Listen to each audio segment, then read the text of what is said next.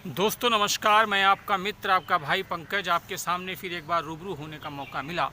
दोस्तों, राहत इंदौरी की एक बहुत बेहतरीन शायरी मुझे आज याद आई है, जिसमें श्री राहत इंदौरी जी ने लिखा है कि लश्कर भी तुम्हारा है, लश्कर भी तुम्हारा है, सरदार भी तुम्हारा है। तुम झूठ को सच लिख दो, तुम झूठ को सच लिख दो, हर अखबार भी तुम्हारा है। और इस दौर के फरियादी जाएं तो जाएं कहाँ, सरकार भी तुम्हारी है और दरबार भी तुम्हारा है। ये शायरी जो है आज की वर्तमान परिदृश्य में बिल्कुल फिट बैठती है। आज भारतीय लोकतंत्र में खासकर उत्तर प्रदेश और बिहार में लेकर बहुत बड़े विधानसभा चुनाव हो रहे हैं। उत्तर प्रदेश की 7 विधानसभा सीटों पर उपचुनाव हुए हैं और बिहार की 243 विधानसभा क्षेत्रों में सामान्य इलेक्शन होने जा रहे हैं। मैंने वर्तमान में तो मैं वहाँ पर उपस्थित नहीं हो पाया, लेकिन खासकर इलेक्ट्रॉनिक मीडिया और प्रिंट मीडिया के माध्यम से लगातार जो मुझे समाचार मिलता रहता है, वहाँ पर उत्तर प्रदेश की जो उपचुनाव 7 विधानसभा सीटों पर हुए हैं, वहाँ पर सीधे जो लड़ाई हुई है वो भारतीय जनता पार्टी और समाजवादी प्रत्याशियों के बीच हुई है। विधानसभा चुनाव में खासकर हम बिहार में जब पहुँचते हैं, बिहार में वहाँ पर जेडीयू और भारतीय जनता पार्टी का जो गठबंधन है और ख़ासकर लालू प्रसाद यादव के उनकी राजनीतिक विरासत को आगे बढ़ाने के लिए लालू प्रसाद यादव के बेटे और कांग्रेस का जो गठबंधन है, इन गठबंधनों में मैंने एक जो खासकर चीज़ गौर की है, उसमें सबसे बड़ी है कि जेडीयू के वोट तो बीजेपी में ट्रांसफ़र हुए हैं, लेकिन खासकर भारतीय जनता पार्टी के वोट जो हैं वो जेडीयू में ट्रांसफ़र नहीं हो पा रहे हैं।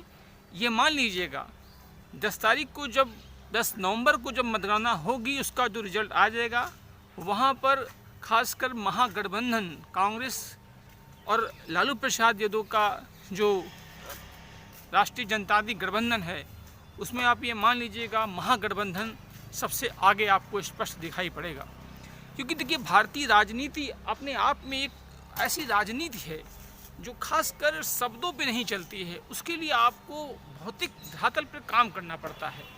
भारतीय जनता पार्टी की जो सबसे बड़ी, अगर आप ये मानिए, खासकर लॉकडाउन में जो स्थितियां रहीं वहाँ पर, वहाँ की जो खासकर उत्तर भारत और खासकर जो महाराष्ट्र, गुजरात, कई अन्य प्रांतों में जो वहाँ के श्रमिक वहाँ से लौट कर आए, उन श्रमिकों को सही स्थान और समय से उनको भोजन पानी की व्यवस्था ना कराना पाना और उनको बहुत बेहतरीन ढंग से समायोजित नहीं कर पाना, ये वहाँ की 15 साल के मुख्यमंत्री सुशासन बाबू के नाम से विख्यात बिहार के मुख्यमंत्री श्री नीतीश कुमार जी की विफलता का बहुत बड़ा मापदंड जो है वो इलेक्शन वहाँ पर करा रहा है।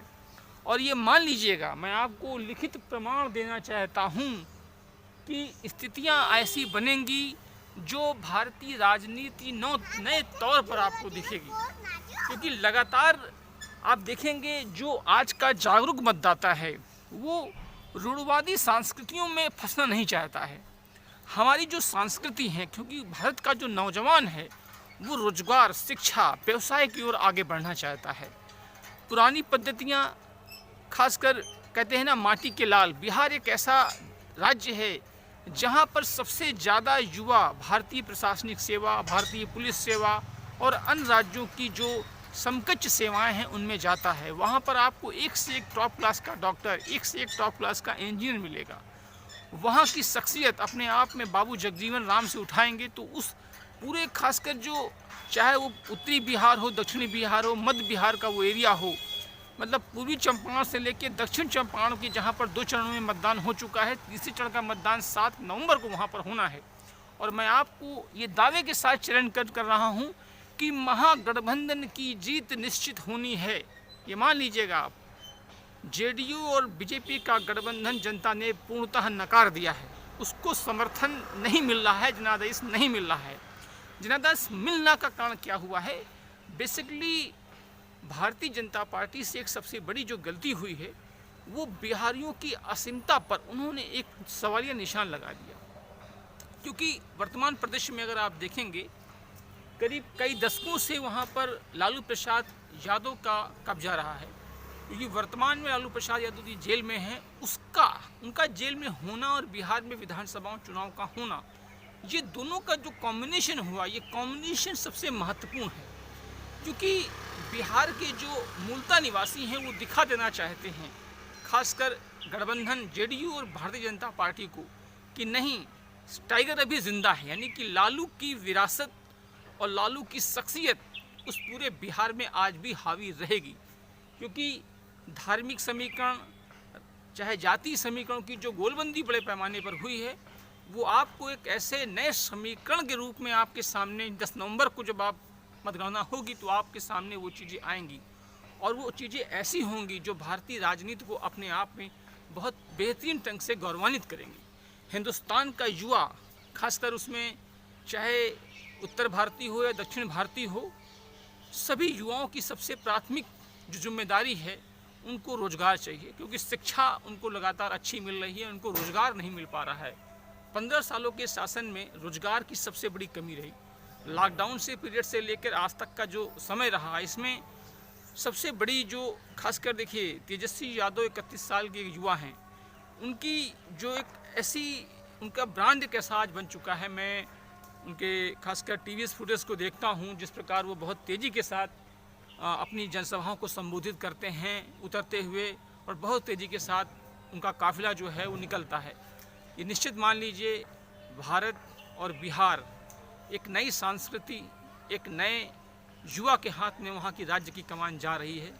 और मैं खासकर बिहार के जितने भी हमारे नवयुवक साथी हैं, उन सभी को धन्यवाद देना चाहता हूँ कि आपके साथ जो भी युवा हैं, उन युवाओं के राष्ट्र के निर्माण के लिए और भारतीय राजनीति को अपने आप में परिभाषित करने के लिए हिंदुस्तान के उन तमाम नवयुवकों को मैं बहुत बहुत धन्यवाद देता हूं, जो भारतीय राजनीति को अपने आप में गढ़ना चाहते हैं।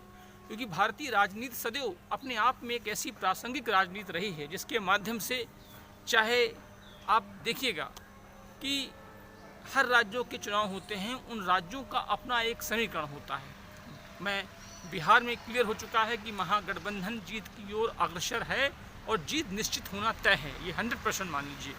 मैं आपको ले चलता हूँ खासकर अपने राज्य उत्तर प्रदेश में, जहाँ पर 7 विधानसभा में उपचुनाव हुई। यहाँ पर आप ये मान लीजिएगा 7 विधानसभा क्षेत्रों में 5 विधानसभा क्षेत्रों में समाजवादी पार्टी चुनाव जीत जाएगी। खासकर 7 में से 5 में जीतेगी समाजवादी पार्टी, और 2 विधानसभा क्षेत्रों में भारतीय जनता पार्टी विजय होगी। ये निश्चित मान लीजिए, मेरा अपना सर्वे है, ये 100% सही होगा। इसी के साथ मैं अपनी बातों को विराम देता हूँ। जय हिंद, जय भारत। और फिर एक बार आप सभी को एक कुमार विश्वास